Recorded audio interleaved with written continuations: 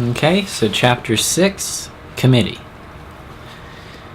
It had been a serious mistake, Dr. Bose often thought, to put the United Planet headquarters on the moon. Inevitably, Earth tended to dominate the proceedings, as it dominated the landscape beyond the dome. If they had to build land here, perhaps they should have gone farside, where that hypnotic disk never sheds its rays. But of course, it was much too late to change, and in any case, there was no real alternative. Whether the colonies liked it or not, Earth would be the cultural and economic overlord of the solar system for centuries to come. Dr. Bose had been born on Earth and had not immigrated to Mars until he was 30, so he felt that he could view a political situation fairly dispassionately. He knew now that he would never return to his home planet, even though it was only 5 hours away by shuttle. At age 115, he was in perfect health, but could not face the recognition needed to accustom him to 3 times the gravity he had enjoyed for most of his life. He was exiled forever from the world of his birth, not being a sentimental man he had when never let this depress him unduly. What did depress him sometimes was the need for dealing year after year with the same familiar faces. The marvel of medicine were all very well, and certainly he had no desire to put back the clock. But there were men around this conference table with whom he had worked for more than half a century. He knew exactly what they would say and how they would vote on any given subject. He wished that someday one of them would do something totally unexpected, even something quite crazy. And probably they felt the exact same way about him. The Rama committee was still manageably small, though doubtless that would soon be changed. His 6 colleagues, each representing one of the members of the United States, were all present in the flesh. They had to be electronic diplomacy and not possible over the solar system. Some elder statesmen, accustomed to the instantaneous communication that Earth had long taken for granted, had never reconciled themselves to the fact that radio waves took minutes or even hours to journey across the gulf between the planets. "Can't you scientists do something about it?" They had been heard to complain bitterly when told the immediate face-to-face conversation was impossible between Earth and any of its remoter children.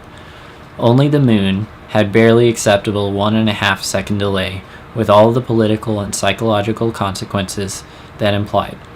Because of the fact that astronomical life, the moon, and only the moon, would always be a suburb of Earth. Also present in person were specialists who had been co-opted to the committee. Professor Davidson, the astronomer, was an old acquaintance. Today he did not seem his usual irascible self. Bose knew nothing about infighting that had preceded the launch of the first probe to Rama, but the professor's colleagues did not let him forget this. Dr. Thelma Price was familiar through her numerous television appearances, though she first made her reputation 50 years ago during the archaeological explosion that had followed the draining of the vast marine museum of the Mediterranean.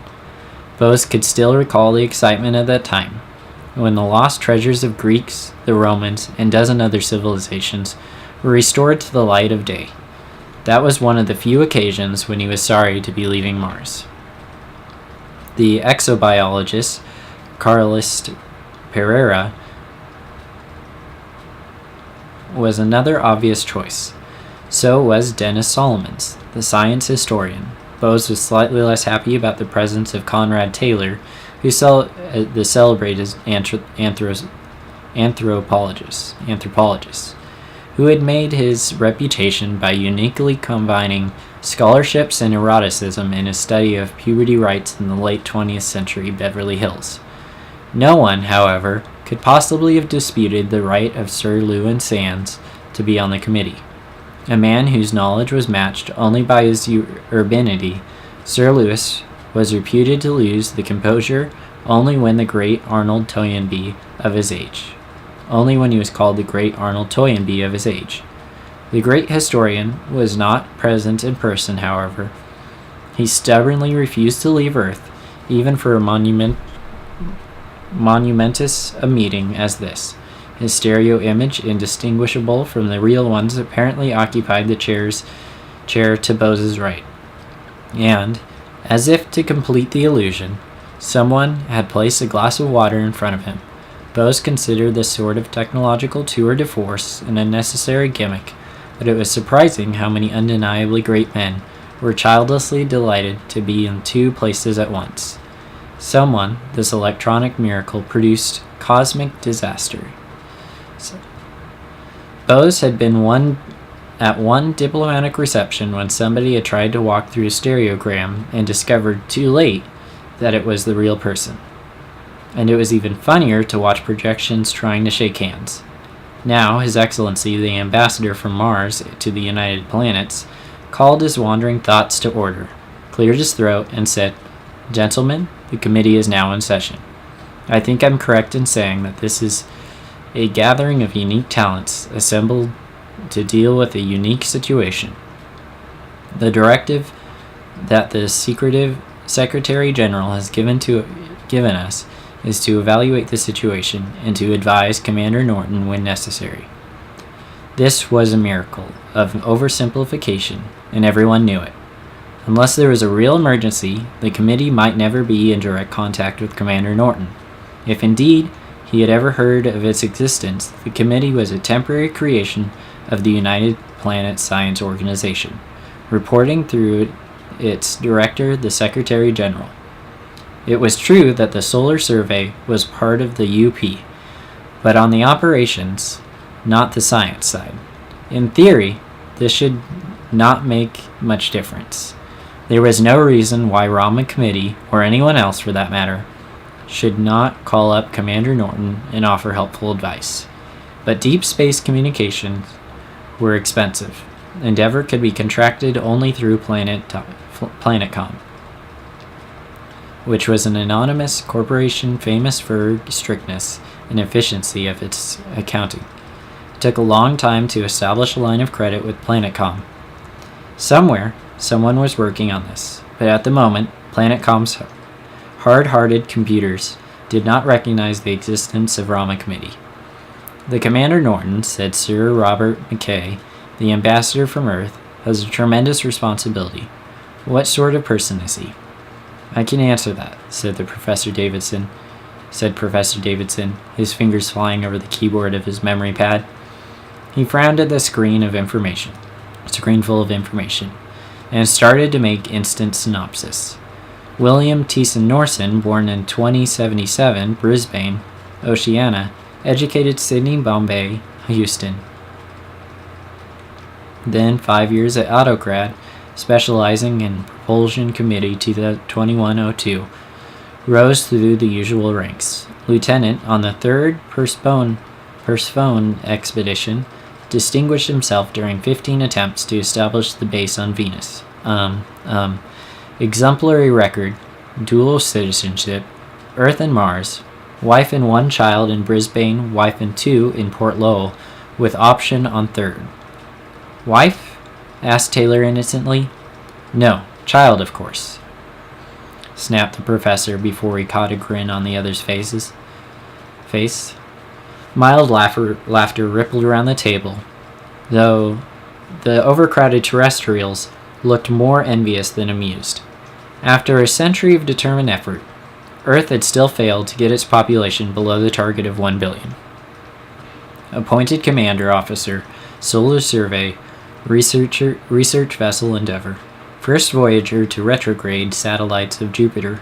That was a tricky one.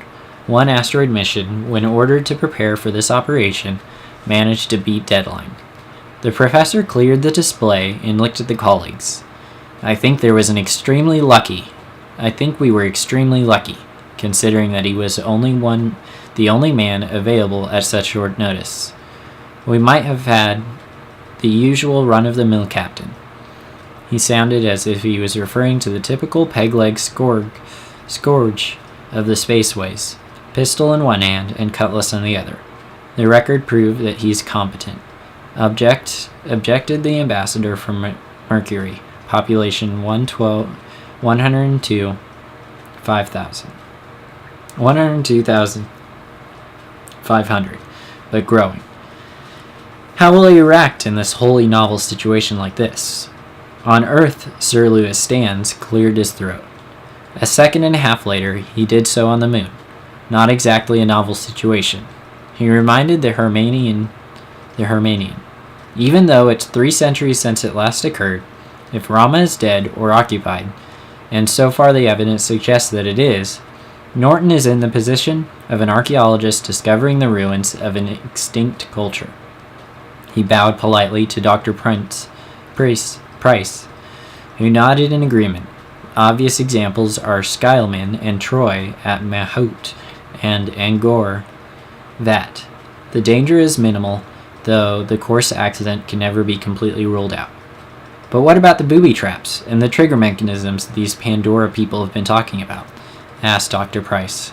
Pandora? Asked the Hermanian ambassador quickly. What's that? It's a crackpot movement, explained Sir Robert, with as much embarrassment as a diplomat was ever likely to show. That is convinced that Rama is a grave potential danger, a box that shouldn't be opened, you know? He doubted if the Hermanian did know. Classical studies were not encouraged on Mercury. Pandora paranoia, snorted Taylor. Oh, and such things are conceivable. But why should any intelligent race want to play with childish things? Well, even ruling out such unpleasantness, Sir Robert continued, we still have much more ominous possibility of an active, inhabited Rama than the situation of an encounter between 2 cultures. At very different technological levels, Perazzo and the Incas, Perry and the Japanese, Europe and Africa. Almost inevitably, the consequences have been disastrous for one or both parties. I'm not making any recommendations, I'm merely pointing out precedents. Thank you, Sir Robert, replied Bose. It was a mild nuisance, he thought, having the 2 sirs on one committee. In the later days, knighthood was an honor few Englishmen escaped.